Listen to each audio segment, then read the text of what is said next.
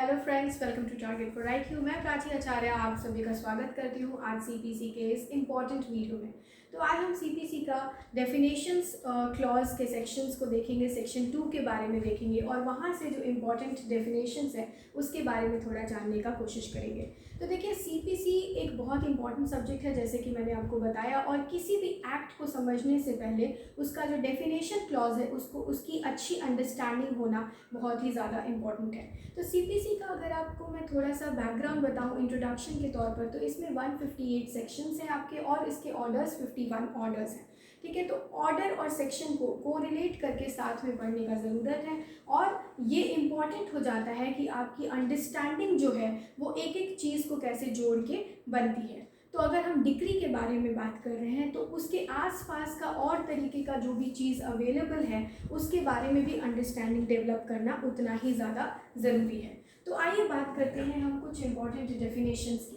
तो देखिए, डिग्री का डेफिनेशन जो है आपका सेक्शन 2 क्लॉज 2 में दिया हुआ है, डिग्री होल्डर 2 क्लॉज 3 में दिया हुआ है, जजमेंट का डेफिनेशन 2 क्लॉज 9 में, जजमेंट डेटर 2 क्लॉज 10 में, foreign court 2 clause 5, foreign judgement 2 clause 6, mean profit 2 clause 12 and order जो है आपका 2 क्लॉज 14 में दिया हुआ है। आप समझते हैं कि डिग्री का मतलब क्या होता है। डिग्री बेसिकली एक फॉर्मल एक्सप्रेशन होता है। अगर इसको हम तोड़ के समझें तो ये एक फॉर्मल एक्सप्रेशन होता है। ठीक है, फॉर्मल एक्सप्रेशन किस बात का होता है कि क्या चीज़ होता है, तो फॉर्मल एडजुडिकेशन का होता है। ठीक है, तो जुडिशियल एग्जामिनेशन होनी चाहिए और बेसिकली जो भी राइट्स और ड्यूटीज़, जो भी राइट्स और लाइबिलिटीज़ के बारे में कोर्ट डिटरमाइन करेगी उसको कंक्लूसिवली डिटरमाइन करना होता है। ठीक है, कंक्लूसिवली डिटरमाइन, इन सारी चीज़ों को हम डिटेल में समझेंगे कि इसका मतलब क्या होता है। तो कंक्लूसिवली डिटरमाइन करता है कोर्ट किस चीज़ को, राइट्स और लाइबिलिटीज़ को। ठीक है, ये किस चीज़ में होता है, ये सूट के अंदर होता है। अब सूट का डेफिनेशन भी आपको सीपीसी में नहीं मिलता है, तो सूट का मतलब क्या होता है इसके बारे में भी डिटेल में जानने की ज़रूरत है। डिग्री जो होता है, एक चीज़ ध्यान में रखेंगे कि सबसे पहले जजमेंट आता है और जजमेंट के बेसिस पे डिग्री ड्रॉ किया जाता है।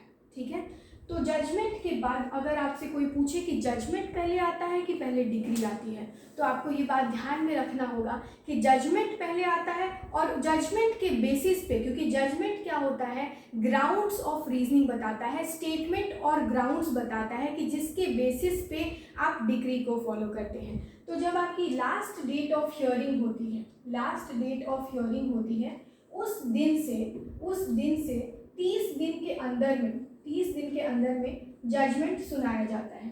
ठीक है, इसके 15 दिन के अंदर में, जजमेंट के 15 दिन के अंदर में डिग्री ड्रॉ की जाती है। ठीक है, तो ये आपका लैडर होता है। ठीक है, अब आइए बात करते हैं डिग्री का।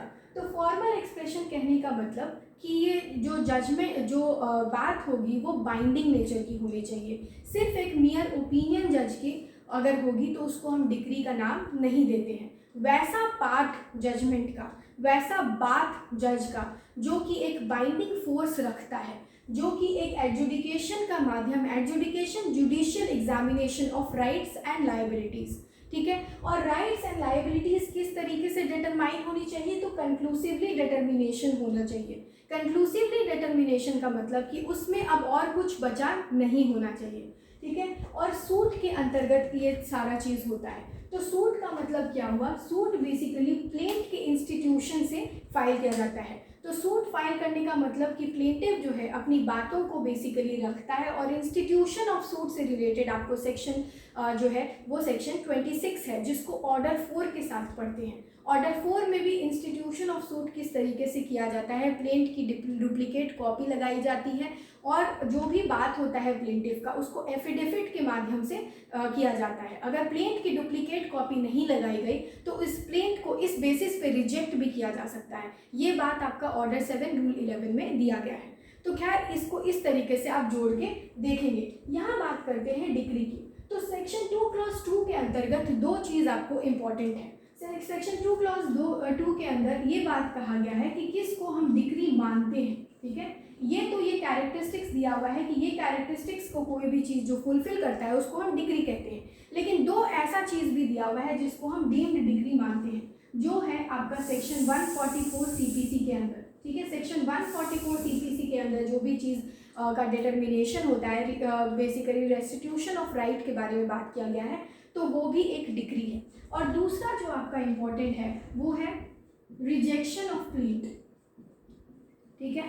तो रिजेक्शन ऑफ प्लेंट ये आपका बात है ऑर्डर 7 रूल 11 में, इसको भी हम डिग्री मानते हैं। अब दो ऐसी चीज़ों के बारे में भी दिया गया है इस 2 क्लॉज 2 के अंदर जो कि डिग्री नहीं कहलाता है। अब वो क्या है, तो डिग्री कौन नहीं कहलाता है, not a degree.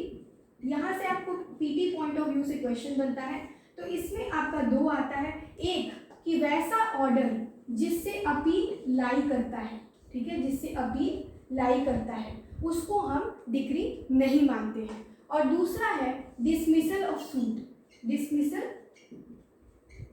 Dismissal of suit, इस तरीके इसको बेसिकली हम डिग्री नहीं मानते हैं। तो यार आप समझ गए कि किसको डिग्री मानते हैं, किसको डिग्री नहीं मानते हैं। अब डिग्री के भी 3 काइंड्स होते हैं, डिग्री के भी 3 काइंड्स होते हैं। कौन कौन से काइंड्स होते हैं इसको समझिए। डिग्री जो होता है वो 3 तरीके का होता है। एक को हम बोलते हैं प्रिलिमिनरी डिग्री, ठीक है, प्रिलिमिनरी डिग्री।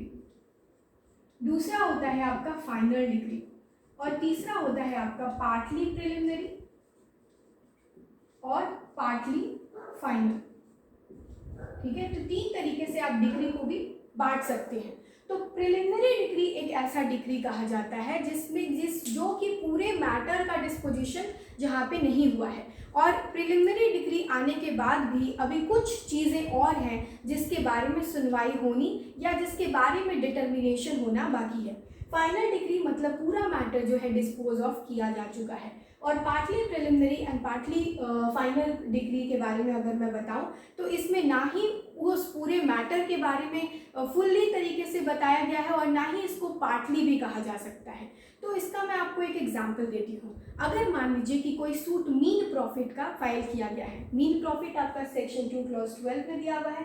तो मीन प्रॉफिट किसको कहते हैं कि अगर कोई रॉन्गफुल पोजेशन में है आपके प्रॉपर्टी के, तो जो भी प्रॉफिट वो अर्न किया है, ठीक है, उस प्रॉपर्टी में रॉन्गफुली रहने के कारण तो उस प्रॉफिट को या फिर जो वो अर्न कर सकता है इस तरीके के प्रॉफिट को उसको रियल ओनर को देना पड़ेगा, उसको अकाउंट करना पड़ेगा, ठीक है। अगर मान लीजिए कि किसी भी तरीके का इम्प्रूवमेंट बिल्डिंग वगैरह में किया है वो, तो उसका प्रॉफिट से वो अमाउंट को डिड्यूस कर दिया जाता है, डिडक्ट कर दिया जाता है। इसी को हम मीन प्रॉफिट कहते हैं। लेकिन मीन प्रॉफिट का जो डिग्री होता है, मान लीजिए कि किसी का राइट ऑफ पोजेशन, पहले तो ये डिटरमाइन होगा कि क्या वो रॉन्गफुल पोजेशन में है। अगर ये बात डिटरमाइन हो गया तो इसको हम क्या कहेंगे, ये बात तो फाइनली डिसाइड हो चुका है कि भाई इस पर्टिकुलर जगह पे किसका राइटफुल पोजेशन है। लेकिन कितना प्रॉफिट अर्न किया है इस बात के लिए मान लीजिए कि कोर्ट ने कमीशन अपॉइंट किया है। तो कमीशन यहाँ पे अपॉइंट किया है, तो जब तक वो जाएगा उस जगह का एग्जामिनेशन करेगा, प्रॉफिट को अकाउंट करेगा और वापस कोर्ट में आएगा, तब तक उसको हम एक प्रिलिमिनरी डिग्री ही मानते हैं। तो ये इसका जो ये कॉम्बिनेशन हुआ उसको हम partly preliminary and partly final decree का नाम दे सकते हैं, ठीक है। तो ये बात आपका हो गया डिग्री का डेफिनेशन का। अब डिग्री होल्डर किसको कहते हैं, वैसा पर्सन जिसके फेवर में डिग्री दिया गया है उसको हम डिग्री होल्डर कहते हैं। नहीं तो वैसा पर्सन जिसके फेवर में ऐसा ऑर्डर पास किया गया है कि उसके फेवर में एग्जीक्यूशन प्रोसीडिंग हो सकती है, तो वैसे पर्सन को हम डिग्री होल्डर कहते हैं। जजमेंट डेटर किसको कहते हैं, तो जजमेंट डेटर जिसके अगेंस्ट में डिग्री होती है उसको हम जजमेंट डेटर कहते हैं। अब बात करते हैं जजमेंट की। तो जजमेंट का जैसा कि मैंने आपको बताया, जजमेंट के बारे में आपको सेक्शन 33 में दिया हुआ है। तो अभी जजमेंट से रिलेटेड आपको कौन कौन सा सेक्शन याद रखना है, सेक्शन 2 क्लॉज 9, सेक्शन 33, इसको रीड करना है आपको ऑर्डर 20 के साथ, जो कि आपका जजमेंट से रिलेटेड ऑर्डर है। तो ये बात देख लेंगे कि यहाँ पे जजमेंट का मतलब क्या दिया हुआ है। जजमेंट ऐसा स्टेटमेंट है, इस ग्राउंड या रीजनिंग बताया हुआ है किसी ऑर्डर या किसी डिग्री के बारे में, ठीक है। तो ये अब बात जो मैंने आपको बताया था थोड़ी देर पहले कि फाइनल हियरिंग के 30 दिन के अंदर में आपको जजमेंट तक आना होता है और उसके 15 दिन के अंदर में आपको डिग्री ड्रॉ करनी होती है। ये सारा जो ये प्रोसेस है और जो टाइम फ्रेम है ये कहाँ पे दिया हुआ है, तो ये ऑर्डर 20 में दिया हुआ है। तो जब भी हम जजमेंट के बारे में पढ़ते हैं तो उसको ऑर्डर 20 के साथ पढ़ते हैं। एक बार जब जजमेंट पास हो गया तो उसके बाद उसमें ऑल्टरेशन नहीं किया जा सकता है, लेकिन इसका भी 2 एक्सेप्शन है। 2 एक्सेप्शन के तहत जजमेंट का भी बेसिकली रेक्टिफिकेशन हो सकता है। ऑल्दो जजमेंट जब पास हो गया तो उसको फाइनल माना जाता है, लेकिन फिर भी उसमें ऑल्टरेशन किया जा सकता है। एक आपका है 152 के तहत कि अगर सेक्शन 152 में ये बात कहा गया है कि कोई भी तरीके का मान लीजिए कि एरर हो गया है, ठीक है, with relation to arithmetic error, calculating error या कोई ऐसा फिगर या अमाउंट में लिखने में गड़बड़ी हो गई है, तो उसके रिव्यू के लिए 152 में जा सकते हैं और इसके दौरान यहाँ पे ऑल्टरेशन संभव हो सकता है। और दूसरा जो है जजमेंट फाइनल होने के बाद, यानी जजमेंट फाइनली साइन होने के बाद जब उसको फाइनल माना जाता है तो भी उसका रिव्यू में जा सकते हैं। तो दो सिचुएशंस जब आप जजमेंट के फाइनल होने के बाद भी ऑल्टरेशन करवा सकते हैं। ये बात आपको ऑर्डर 20 के रूल 3 में दिया हुआ है, ठीक है। तो अब हम बात करेंगे फॉरेन कोर्ट की। तो फॉरेन कोर्ट वैसे कोर्ट को कहते हैं जो इंडिया के लिमिटेशन में, टेरिटोरियल लिमिट में सिचुएटेड नहीं है, या कि जो गवर्नमेंट है उसके कोई भी सेंट्रल गवर्नमेंट के कोई फंड के बेसिस पे वो कोर्ट का एस्टैब्लिशमेंट नहीं हुआ है, तो उसको हम फॉरेन कोर्ट कहते हैं। जो फॉरेन कोर्ट जजमेंट पास करती है उसको हम फॉरेन जजमेंट कहते हैं। अब इसके बारे में ये जो आपका फॉरेन कोर्ट और फॉरेन जजमेंट है, पर्टिकुलरली फॉरेन जजमेंट है, इसके बारे में आपको कंक्लूसिव नेचर का प्रिजम्पशन जो है वो सेक्शन 13 में दिया हुआ है। और सेक्शन 13 ये भी बताता है कि कब कंक्लूसिव नहीं माना जाएगा फॉरेन जजमेंट को। वहाँ पे आपको 6 ग्राउंड दिया हुआ है जिसके तहत फॉरेन जजमेंट को कंक्लूसिव नहीं माना जाता है। अब ये 6 ग्राउंड क्या है थोड़ा विस्तार से समझ लेते हैं। तो एक ऐसा है कि अगर इंटरनेशनल कोर्ट या इंटरनेशनल नॉर्म्स के अगेंस्ट है जजमेंट, या इंडिया के पब्लिक पॉलिसी के अगेंस्ट है वो फॉरेन जजमेंट, या फिर कॉम्पिटेंट कोर्ट के द्वारा वो जजमेंट पास नहीं किया गया है, या फिर वो नेचुरल जस्टिस के प्रिंसिपल को वॉयलेट करता है, या कोई फ्रॉड से ऑब्टेन किया हुआ है, तो इन सारे ग्राउंड्स के तहत, ठीक है, जो फॉरेन जजमेंट आएगी उसको कंक्लूसिव नेचर का नहीं मानते हैं। नहीं तो अदरवाइज फॉरेन जजमेंट जो होता है उसको कंक्लूसिव नेचर का मानते हैं। और सेक्शन 14 जो है उसमें ये बताया गया है कि फॉरेन जजमेंट के दौरान, जजमेंट को पास करने के दौरान जो भी डॉक्यूमेंट्स वहाँ पे लगती है या जो डॉक्यूमेंट्स जिस पे रिलाई किया जाता है वो सारे डॉक्यूमेंट को प्रिज्यूम करेगी कोर्ट की वो जेन्युइन और करेक्ट है। तो यहाँ पे प्रिजम्पशन होता है आपका शैल प्रिजम्पशन। तो दोनों ही आपको एग्जामिनेशन पॉइंट ऑफ व्यू से इम्पॉर्टेंट है। तो हम देख लिया फॉरेन कोर्ट और फॉरेन जजमेंट क्या होता है। मीन प्रॉफिट के बारे में मैंने आपको ऑलरेडी बता दिया कि कोई रॉन्गफुल पोजेशन में है प्रॉपर्टी के, तो राइटफुल ओनर को बेसिकली उसको प्रॉफिट जो उन्होंने अर्न किया है या प्रॉफिट जो वो अर्न कर सकते हैं उन दोनों का अकाउंट देना पड़ेगा, ठीक है। अब ऑर्डर के बारे में समझते हैं। तो डिक्री और ऑर्डर में डिफरेंस होता है। हर डिक्री अपीलेबल होती है लेकिन हर ऑर्डर अपीलेबल नहीं होता है। डिक्री में सेकेंड अपील भी फाइल की जा सकती है लेकिन ऑर्डर में सेकेंड अपील नहीं फाइल की जा सकती है। वैसे कौन से ऑर्डर अपील में जा सकते हैं ये बात आपको सेक्शन 104 और ऑर्डर 43 के तहत पता चलता है, ठीक है। ऑर्डर बेसिकली कंक्लूसिव डिटर्मिनेशन नहीं होता है, फाइनल डिटर्मिनेशन राइट्स का नहीं होता है। ऑर्डर हम बेसिकली उस केस में हम कहते हैं जहाँ पे हम डिग्री नहीं होता है, ठीक है। और ये बात समझ लीजिए कि ऑर्डर में अपील फाइल नहीं, ऑर्डर में अपील तभी फाइल हो सकता है जब वो 104 या ऑर्डर 43 के तहत अपीलेबल ऑर्डर है, तो अदरवाइज हर डिग्री में अपील फाइल होता है, ठीक है।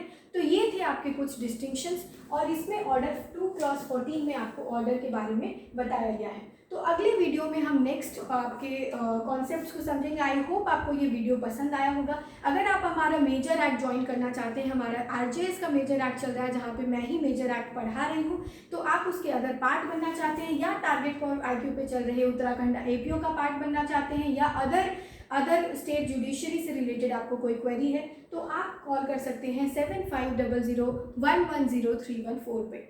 आई होप आप लोग स्वस्थ होंगे और वीडियो को एंजॉय किए।